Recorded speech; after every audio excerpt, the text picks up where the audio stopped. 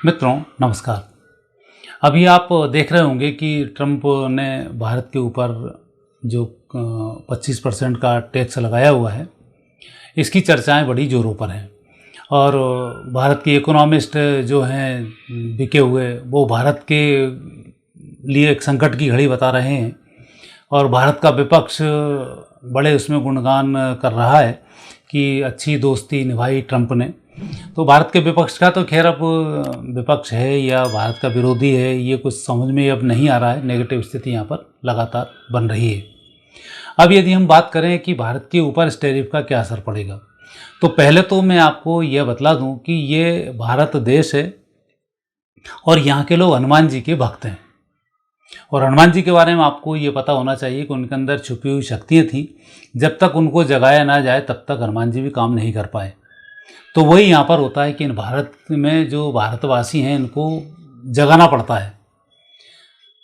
जिस प्रकार के आपने देखा जलियांवाले कांड में जनरल डायर ने जो हत्याएं कराईं, आखिर देश उससे जागा, उधम सिंह ने उसका अंत किया और स्थिति बन गई। दूसरी हम बात करें कि भारत में जब अकाल पड़ा लाल बहादुर शास्त्री के टाइम पर, भारत जागा और आज भारत अन्न संपन्न देश और कई देशों को अन्न सप्लाई भी करता है। कंप्यूटर के युग में राजीव गांधी एक बार अमेरिका गए थे और उन्होंने टेक्नोलॉजी देने से मना किया था। आज भारत कंप्यूटर युग का एक नया ही सूर्य लेकर उदित हो रहा है। राम मंदिर के टाइम पर हिंदू सोए हुए थे। राम मंदिर के टाइम पर जब गोलियां चलवाई गई मुलायम सिंह के द्वारा, हिंदू जागृत हुआ और आज हिंदू एकता के कारण राम मंदिर भी बना और भारत में जो सोया हिंदू था वो भी एक हुआ। इंदिरा गांधी के टाइम पर गो हत्या आंदोलन हुआ, उसमें साधु सन्यासियों की हत्याएं की गई। उसके बाद भारत का साधु सन्यासी संगठन एक हुआ और भारत का नया भाग्योदय हुआ। तो ऐसे हमारे यहाँ बहुत सारे उदाहरण हैं, जिन उदाहरणों के बाद भारत कई गुना तेजी के साथ आगे बढ़ा है और कोई ना कोई शक्ति भारत के साथ रही है। तो यही अब होने वाला है कि जो 25% टैरिफ अमेरिका ने लगाया है, तो इन ट्रंप को समझ में नहीं आया कि हमें करना क्या है। पहले तो ट्रंप जो हैं कहीं बात करते हैं रूस यूक्रेन युद्ध में, यूक्रेन के साथ आते हैं, नाटो देशों को इकट्ठा करते हैं, रूस से लड़ाने की बातें करते हैं, फिर धीरे से वहाँ से सड़क जाते हैं और हथियार बेचने की बातें करना शुरू कर देते हैं।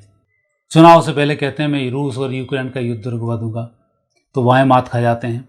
चीन से भिड़ते हैं, 100% टैरिफ की बात करते हैं। चीन ने दो टूक शब्दों में समझा दिया तो समझ में आ गई और भाग खड़े हुए ट्रंप अंकल। फिर उनका दूसरा रूप डरपोक वाला सामने आया। तीसरी स्थिति की बात करते हैं कि हम इजराइल और ईरान को धमकी देते हैं, हम तुम्हें पूरा नष्ट कर देंगे। वहाँ अपने एक दादागिरी का रूप बताते हैं। इजराइल, गाजा, ईरान, इनके युद्ध को रुकवाने की बातें नहीं करते हैं। भारत पाकिस्तान के युद्ध के रुकवाने की बहुत बड़ी बड़ी डींगें आंकते हैं और भारत के विपक्ष को एक बढ़िया सा मुद्दा देते हैं और यहाँ से भाग खड़े होते हैं। ट्रंप को ये तो पता है कि भारत में मूर्ख विपक्ष है और भारत में अराजकता फैलाने के लिए कोई भी एक स्टेटमेंट दे दोगे तो ये मूर्ख लोग पगला जाएंगे। लेकिन स्थिति दूसरी है कि भारत की कुंडली और दुनिया की कुंडली में यदि हम देखें तो इस समय में लोग पागल ही हुए हैं। मतलब ये मानकर चलो अब 90% देशों के सेनापति, 90% देशों के राष्ट्राध्यक्ष और 90% के राष्ट्रपति प्रधानमंत्री पगला गए हैं। इनको समझ में नहीं आ रहा है कहाँ क्या करना और क्या नहीं करना है।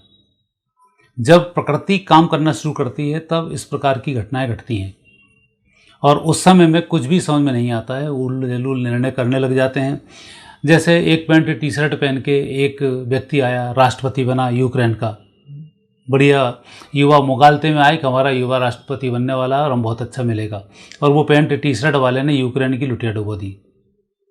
एक पैंट टी शर्ट वाला यहाँ भी पैदा हुआ भारत में विपक्ष का बड़ा नेता बनने के लिए और उसने विपक्ष को ही पूरा निपटा दिया। उसे समझ में नहीं आता कहाँ कौन सी बातें करनी है। कभी राफेल को लेकर बातचीत करता रहा, मोटी ठंडी हुई उन चुनाव के बाद, तब मुंह बंद हुआ था। अभी फिर भारत पाकिस्तान के उसमें फिर राफेल पे कूदा है, कितने राफेल नष्ट हुए।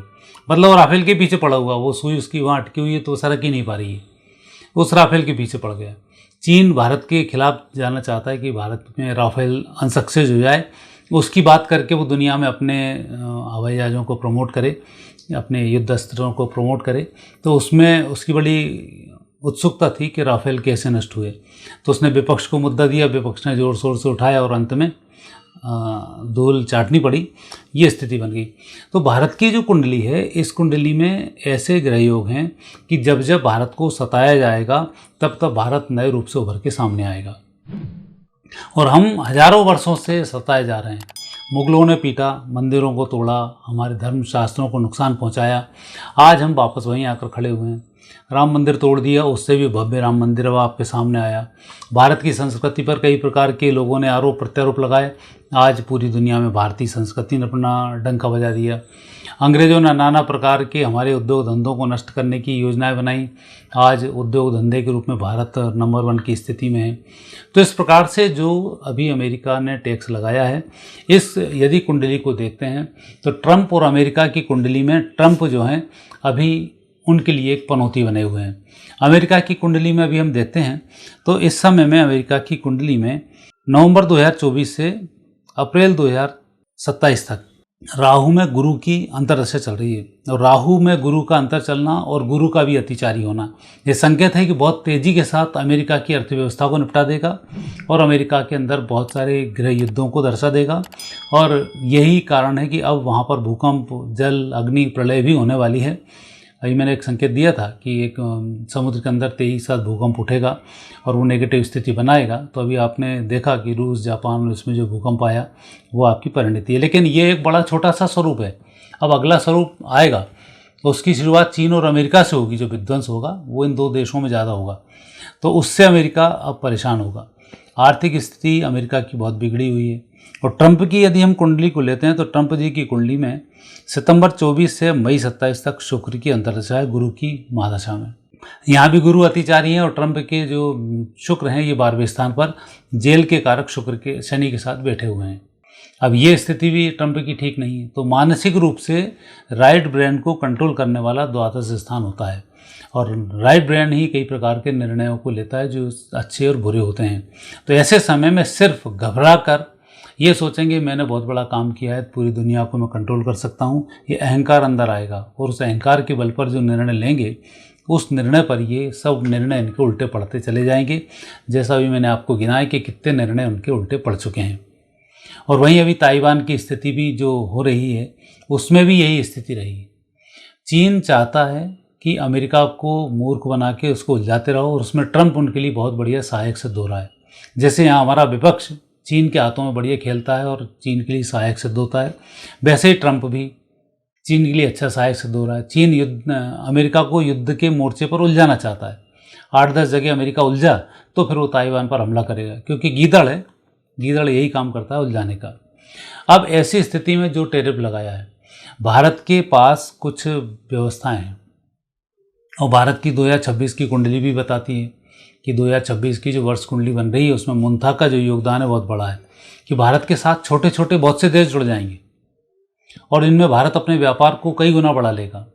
अभी सब कुछ जितने भी व्यापार हैं अमेरिका के साथ हो रहे हैं, इसमें यदि भारत की स्थिति को देखा जाए तो 1% नुकसान की स्थिति बनती है, 1 से 3%। और यदि हम अन्य देशों के साथ समझौते करना शुरू करें, उनके साथ काम करना शुरू कर दें, जैसा कि मोदी जी करते जा रहे हैं, तो हम कई गुना व्यापार इसकी तुलना में ज़्यादा कर सकते हैं। रूस के साथ संबंध अच्छे हैं, रूस के साथ हमारी डीलें अच्छी हैं, तो हम वो भी स्थिति में हैं कि हम सब काम अच्छे से संपन्न कर सकते हैं। भारत में दिक्कत है एक तो न्यायपालिका की, यहाँ न्याय नहीं मिलता है। सालों बाद न्याय मिले तो उस न्याय की कोई वैल्यू नहीं होती है। तलाक के मामले लाखों चल रहे होंगे, तलाक के मामले 5 दिन के अंदर निपटाए जा सकते हैं, लेकिन नहीं निपटाने की कोशिश होती है। वकील अपनी दलाली पे लगे रहते हैं। जज तो आपने देखे ही, जस्टिस वर्मा के हैं, और जो भी जज रिटायर्ड होता है वो न्यायपालिका की बुराई करता है। यदि मैं बुराई कर रहा हूँ, न्यायपालिका को बुरा लग रहा हो, तो उन जजों को पहले देख लेना जो रिटायर्ड होते हैं, फिर बोलते हैं न्यायपालिका में बहुत भ्रष्टाचार है। और है, जितने लोगों से न्याय मिलता है बात करो, सब बता देंगे आपको कौन को कितने पैसे दिए, कहाँ दिए, क्या नहीं दिए। तो न्याय देर से मिलना अर्थव्यवस्था कंट्रोल नेगेटिव करता है। दूसरे यहाँ के प्रशासनिक जो व्यवस्था है, प्रशासन को रिश्वत दो, रिश्वत ना लें, रिश्वत में कुछ उलझा दें, तो वो आपकी फैक्ट्रियों को उलझा देते हैं। तो व्यापारी बेचारे को कोशिश ये इनकी रहती है प्रशासन वालों की कि हमने जो भ्रष्टाचार कर लिया वो कर लिया, अब ये बात आगे बढ़ेगी, तो ऐसी कोशिश करते हैं कि व्यापारी कोर्ट में चला जाए और व्यापारी कोर्ट में गया तो प्रशासन का काम हल्का हो गया। 10-15 साल तो जब तक रिटायर्ड होंगे तब तक फैसला आना नहीं है, आएगा भी तो कुछ नहीं आना, सबूत वबूत सब नष्ट हो जाएंगे। तो इस समय में व्यापारियों के लिए न्यायपालिका को बहुत सजग होने की आवश्यकता है। अच्छे लोग काम कर रहे हैं, अच्छे इंजीनियर्स हैं, लेकिन वो कोर्ट कचहरी में फंसे हुए हैं, कहीं तलाक के लिए लगे हुए हैं, कहीं कुछ लगे हैं। कई सैनिक हैं बेचारे, उनके तलाक के केस चल रहे हैं। आदमी बॉर्डर पर लड़ेगा या इन झूठे फरेबी केसों को लड़ता रहेगा, उनकी कोई स्थिति नहीं आ रही। तो ये मानसिक रूप से जो एक क्रीम है इस देश का, उसको आधे से ज़्यादा तो न्यायपालिका ने डिस्टर्ब किया हुआ है। जब न्यायालय में कोई केस चल जाता, वकील अपनी अकल लगाता है, और जब तक व्यक्ति खुद सजग ना हो तब तक फैसला ढंग से नहीं आता है, और नहीं तो वकीलों की चांदी हो जाती है। तो ये न्यायपालिका को, भारत को बहुत तगड़ा करना पड़ेगा, और इसके लिए जजों को जेल की व्यवस्थाएं करनी होगी। जैसे जस्टिस वर्मा भी फंसे हैं, इनका फैसला नहीं आने वाला, ये मर जाएगा तब तक फैसला नहीं आएगा, क्योंकि पूरी जुडिशरी फंस जाएगी इसमें। इस जस्टिस वर्मा के पास जितना पैसा है, पैसा आया कहाँ से? बात अब ये उठेगी कि जितने इसने फैसले दिए वो नेगेटिव दिए होंगे, अब उनकी बात कौन करेगा? उनकी बात फिर अधूरी रह जाएगी। और ऐसे कई जज हैं जिनके पास अरब कई रुपए पड़े हुए हैं, तो उनकी कोई बात नहीं करेगा। कई अधिकारी हजार हजार करोड़ की संपन्नता को लेकर बैठे हैं, कोई उनकी बातें नहीं करेगा। लेकिन ये जो सब बातें हैं, ये मैं इसलिए बोल रहा हूँ कि ये देश के लिए घातक हो रही हैं। देश की जो एक इंटेलेक्चुअल ब्रेन होता है उसको ये कंट्रोल करती हैं, उनको ये डिस्टर्ब करती हैं। अच्छा व्यापारी है अंबानी अडानी, विपक्ष पीछे पड़ा हुआ है। अरे तुम्हें अंडानी अडानी अंबानी से दिक्कत है, मत लो, रिलायंस के फ़ोन ले लो, फ़ोन लगते रहना हलो हलो करने घंटे भर तक, बात ही नहीं होगी। उनका फ़ायदा भी उठाना चाहते हो, उनका विरोध भी करना चाहते हो। वो कौन अंबानी अडानी आपकी जेब में से पैसा निकालने गए? उन्होंने अपनी व्यवस्थाएं दी, तुम्हें लेना है लो, नहीं लेना है मत लो।